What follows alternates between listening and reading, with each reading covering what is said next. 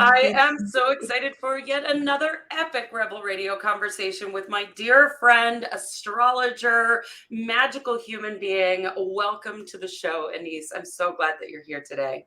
Thank you so much. Thank you for having me. I'm so just joyful to reconnect. Like I think our energy is just like bounce off of each other. It's the best. It's the most fun. Absolutely. So before we went live, I was sharing a little bit about your numerology, and I found it fascinating that your chart is very, very similar to mine, which is why we connect and bounce off each other Yeah. so well. But I'm curious, what stood out to you the most about what I shared with you? I think I was just taking every single thing that you said.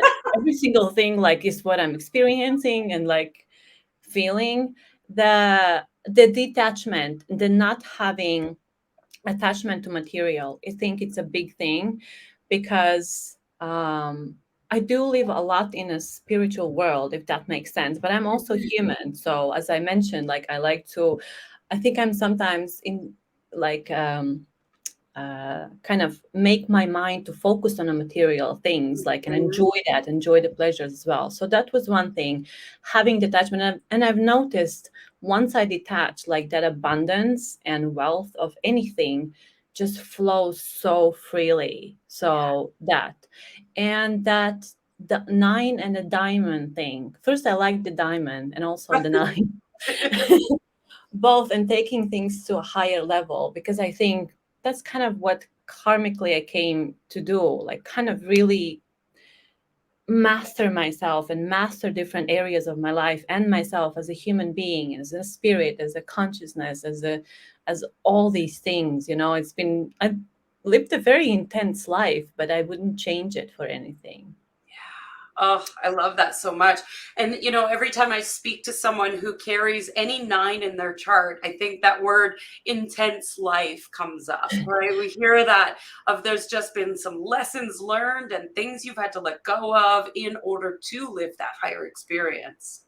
Yeah. Do you think, like, so let's say these people with nine, so is there, I'm going to ask you a question. Is that okay? Wow, that's new. So let's say with the nine, is there kind of a completion over lifetimes? Maybe that's what I'm feeling. I'm feeling there's like a Mhm. big completion and elevation into something, like a higher expression of who I can be. And sometimes it's not easy on the ego. Sometimes Yes. it's brutal on the ego, but the soul is kind of reveling into that. And since I was little, I've kind of had that inner guidance, just trust, just no matter if everything's like looks like it's falling apart, but you're still having fun. So don't, like, even with the breakdowns and like all the stuff, and sometimes we need like that destruction and in order for something to complete, I guess, and start Yeah. something new, if you Yeah. know what I mean. Absolutely. I couldn't have explained it any better myself. And as you were talking, my whole body just went into total goosebumps because that really is the whole point of the nine is to bring things into completion. And because we have attachment, we hold on really tightly to those experiences or those Yeah. things or those people. And instead, the nine is inviting us to the next higher experience. So there's the law of entropy and evolution playing in this, where entropy means things are falling apart. But if we Yeah. focus on the falling apart, it's very, very difficult. But the law of evolution is about taking it to the next level. So if we just let things fall apart and focus on where we're going, it gets Yeah. a lot easier. Now I got goosebumps, so this is gonna be a goosebump episode. I kind of No, had a feeling it would be. literally, like when you're saying like, and even let's say program things like being a mother, having a family, like it was always kind of this dream and having a home, and once that was I think the hardest, like the family not being like what I had dreamed of in my little head and growing up. When Mhm. that was one of the parts I'm still working through. But the same, like saying that still, like in having these kind of more moments into, yeah, everything's falling apart, and it's like you are almost falling apart. Yeah. And then I'm going to mention one of, I have also, apart from numerology that we're talking, like astrologically, also my Pluto is on my sun for like 2 or 3 years, and the other Pluto transit. So I'm going through like this very intense experience. So my point, going back to the program states and letting it fall apart, like I've learned over time to just let it be, and it's become so much more easier, and so much you just draw kind of power and strength and wisdom from that metamorphosis. Almost, it's like you're always kind of in this alchemy. I've noticed that I haven't had a break for a while for a decade, but I think that's my soul wants that. I think it needs to be in that intensity and growth and learning and sharing that with others. And yeah. I love that so much. So you touched on astrology, so let's dive in. Tell us a little bit about your work and what you do and how you're of service to the world. Yeah. So I fell in love with astrology very early on, kind of randomly. Well, it's not, nothing is ever random. There was some astrology books around that my parents or my family never were interested. It was just there, and I just felt immediately drawn, and it was just this world of that made sense to me. That not, like, let's say, looking at my family and how society function, I was a very confused child, like in that sense, like what the fuck is this? Like, this is ridiculous. Like, where is all the love? Like, because I'm also a star seed and all this very light frequency that I came in with, and it was just it's quite shocking for those people like that very with high sensitivity to come in and experience that. So astrology was one kind of an outlet and this door into understanding myself and understanding the world. And then I studied psychology because at that point, like 20 years ago, I didn't believe that astrology is something like, I could make a career out of, because I'm Right. a Capricorn. So career and work and building things that is important. So I was like, okay, psychology. So I studied that for a while just to bring it a little bit back. But then it wasn't enough, because psychotherapy, psychology can give us that much, and then astrology was like this next level. It just takes you. And also for me, like, naturally being understanding the car, like the reincarnation and all of that, I was always like, yes, that's what happens. It was never something that I needed to learn, or it was just there, this like kind of wisdom and things that came with me being born. Like, just I don't know how to else explain. And then astrology was kind of the door and learning tool, and also a way to connect with people then and understand people. And also Mhm. now, for the last more than 3 years, then I am doing that professionally, offering sessions. And then I love working with Pluto, which is kind of the depths and soul level energy, and then the moon's nodes, and then going deeper with Chiron, the wounding, and so on and so on. So yeah, I think this is my life's work. Like you said, also in the reading there, before we started, the number three is I like different things. I need to be involved or doing different things, but I think the astrology and what me knowing what it can bring, how much healing, transformation, validation it can bring to people, I think that's going to be one of the foundation blocks for my legacy, for my work in this world. And I want to teach it, like I am teaching it, but I want to teach it to younger children. So Mm. there's so much magic in it, and magic is something that we often forget when we go into the school system, and in general we forget magic, but magic is everywhere, and astrology, I think, can really bring that back. And yeah. Yeah. Oh my gosh, I love that, teaching it to our children. I feel the same way about numerology and Yeah. some of the other work that we do with mastering the brain game. It's like I just think about how I would have had a different life if I'd have known Yeah. this when I was a child. And I don't regret any of the decisions I've made as in my life, and my life is on purpose. But just to give that gift to our children, I think is so profound. So Yeah, thank you for your definitely. service. I love that. I love that. Thank you. So I ask this question of every guest, and I get a different definition every single time. So I cannot wait to hear, how do you define unity consciousness? I would say unity consciousness is that space where we all come from, which doesn't, there's no separation. Like there's that source, love. Like in the end, when we zoom out, like, yes, we are in separate physical bodies. Yes, we see with our eyes, there's like, it appears separate, but the energetically, we all come from one space, and that's that love. Love. So I would say in one word, it's love. The source energy is love. So the more I think we remember that, the more I think our lives will be easier.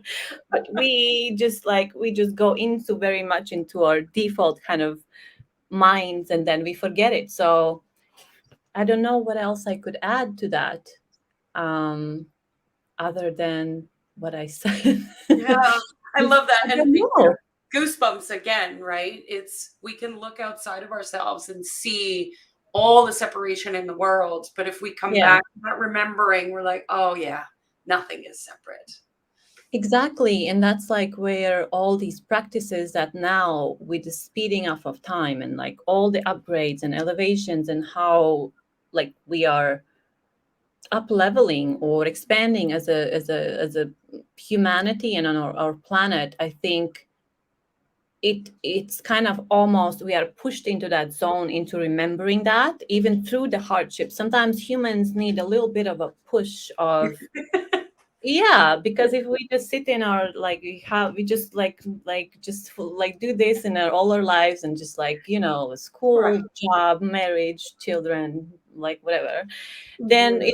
it's that sometimes it's like world is shaking up. So we remember where we came from, we remember who we are, and that we do come from that one place, and then all of this friction, and like it's just too much. Like we need to come Right. together and do things together and love each other, and all of that. Yeah, I I know love it sounds simple, but like for people yeah. who came in with this kind of vision, like for what the world was meant to be or will be again, like yes, that's how we think. Yeah, and I really do think, I mean, always said, as Joy and Jonah have always said, complication is not the way of the universe. And I think it really Yeah. is that simple. And us as humans, we like to complicate things and we need to Yep. fix it and it's all broken. No, we just need to love each other. That's it. Yeah. And I was listening to once in a while. I have phases. I listen to Abraham Hicks like in phases sometimes, Mhm. and she or they were talking about, and now I forgot my point. Like this happens to my brain. I was like, so what? No, it will come to me. There was something. This is my brain. It's very interesting. It just went into 7 different directions, and I forgot my point. Okay, never mind. All good. You're ruling number 3. That happens. Yeah, I used to be really hard on myself. I was like, what's going on? Like, are you getting old? No, no, it's just like because my mind is like going into so many directions. So okay. All is well. All is Oh, well. well. So I know that you explore astrology for yourself a lot, but I'm curious, what other kind of rituals or habits do you have in place for yourself to stay devoted to unity consciousness, especially as an entrepreneur? Yeah, I've learned that, especially over the last years and month, how much I do, and I do spend a lot of time. So I'm going to start with where I'm presently, in Yeah. reflection and in silence a lot. So that's like kind of, I read something yesterday that was we go through phases when we are very involved into work, and there can be months or even years, which society doesn't always approve, where we need to withdraw and really Mhm. listen to ourselves and our soul and who we are, and kind of reconnect to who we are. So I'm in that phase. So for me, meditation, yoga, I try to do yoga every day because it's like I have just to move energy in my body. Rituals as such, I have little morning rituals like cocoa. I do a prayer. I kind of release the energy of the night or the dreams or whatever. I call in the energy of the day or something specific I want to experience more on the feeling level, like joy, grace, and fun, laughter. Like I'm calling in like just so much laughter and just dancing and all these things. Yeah. So then I also dance like randomly sometimes, and so I just kind of rituals. They they are kind of loose structured rituals. So I just do them when I feel they're right. So, but yeah, prayer, meditation, yoga, dance, um, connecting to people I love, connecting to the spirit of my work when I'm in that space. Yeah. Yeah. I love that.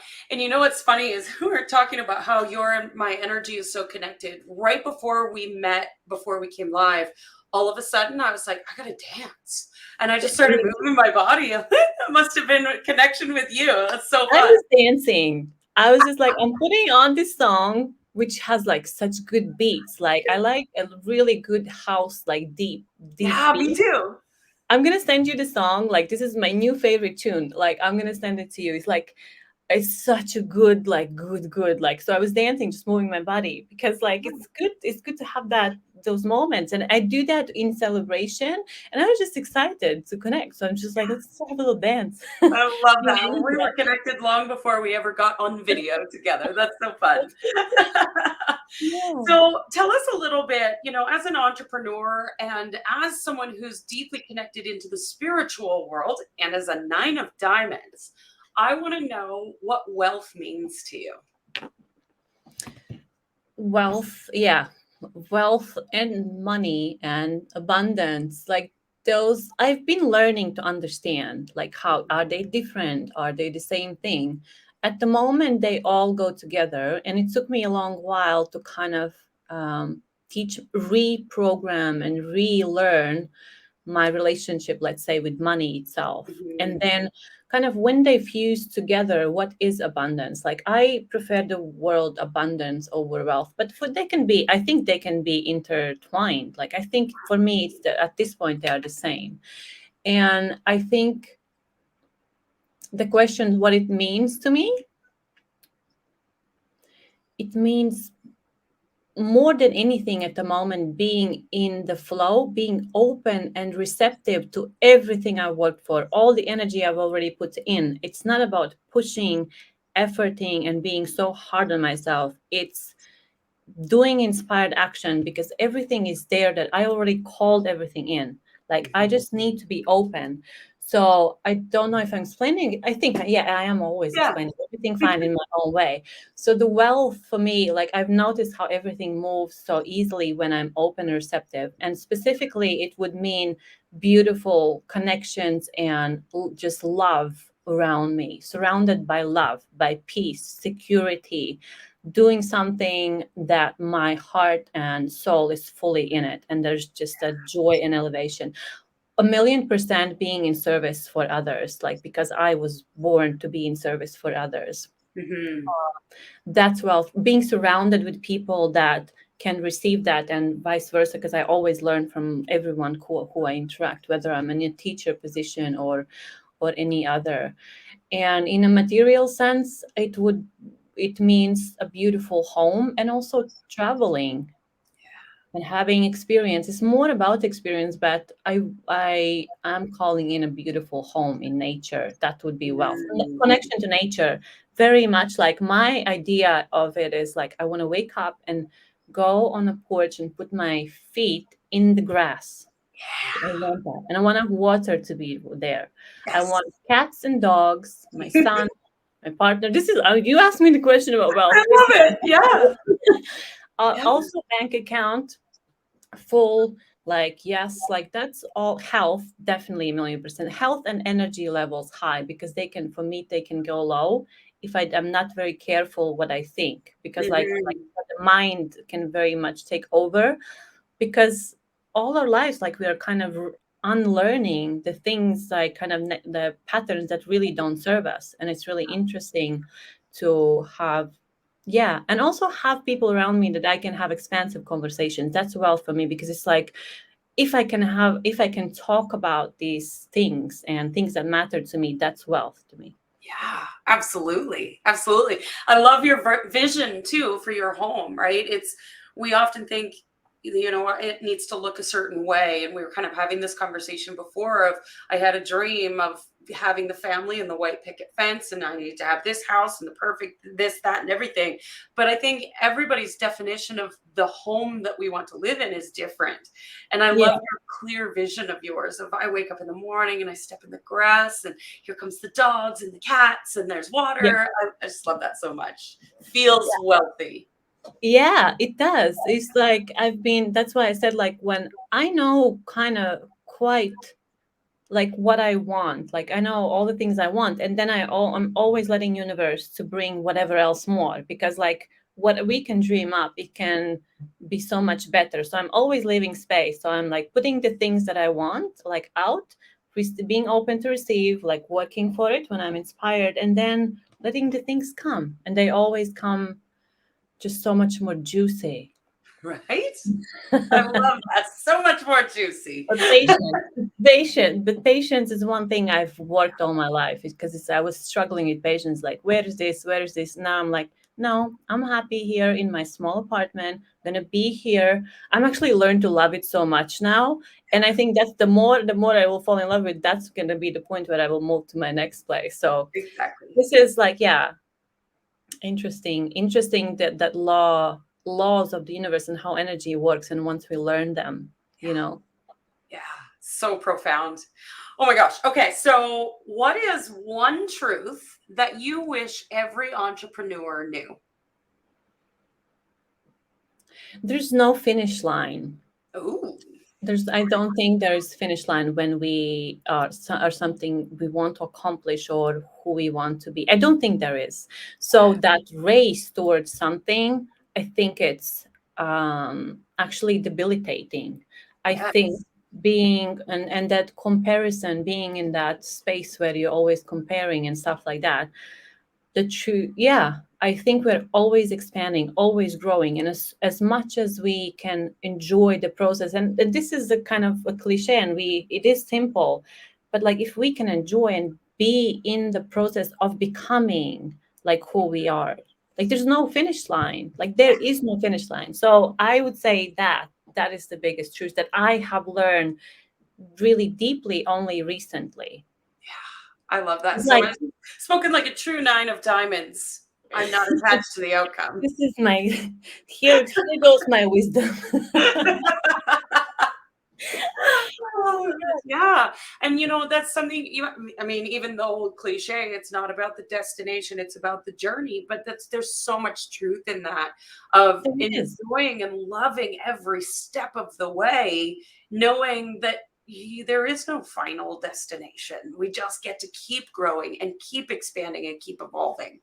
Exactly. Because think about it, once we usually get to the point, there's that like kind of explosion, and then we're like, oh, okay, what next? So Now what? Yeah. if we go there full, like, oh, next stop, okay, and then we kind of can move always like expecting joy, expecting grace, expecting Yes. abundance. We don't stop at that and then feel like, okay, this is over. Like, who am I now without the goal? The goal Yes. doesn't matter. The juice matters. The juice of the journey. The juice of the journey. I love it. The juice has got to be worth the squeeze, as Joy always says. Yeah, I love that so the much. juice is what matters. Yes. Oh my gosh. Oh, I feel like I could talk to you all day long. I'm certain that we could. Yeah, But yeah. as always, I end the That's great. show with one last question. Okay. What do you dream of for the world? Ease and laughter and joy and just coming together. I think we just are so tired, but at the same time so used to drama. Yeah. We just make up like, let's fight for this, fight for this, fight for this. In that energy, we're always in the fight. So once we redirect, let's build this, let's build ease, let's build grace, let's build something, let's leave what's falling apart and stop fighting for it and create somewhere else anew. Well, I forgot the question, but yeah. Yeah. What What do was you the dream of for question? the world? Dream, yeah, that more coming together, more just looking at each other. It's like, oh my God, you're just the greatest. Let's do things together. Like for me, it's a lot about just joy, pleasure, fun, creating, because work doesn't have to be like a struggle. Even though I'm learning that for myself as well, I think there's so much space for just joy and celebration. We need to bring that in. And yes, things are falling apart in the world, and I'm not uh, kind of diminishing like the suffering and of like, let's say, a lot of people. But if we focus on the suffering, we can't get sick enough to help the sick person. We need to focus on building ourselves up, and then we can help that person. So Yes, it's, for crying and suffering for something else won't help that person or that cause. If we absolutely. build up and then go from that place, that, so Yes. coming together, loving each other, bringing each other up, like there's enough, more than enough for everyone. That, That right there. just big, big, beautiful celebration of all of who we are. That's what I want. Mm. Oh, I love that so much. Thank you so much for being on the show today. Thank I'm so you. This grateful was for so your nice. presence. Yeah, thank you. Thank you so much.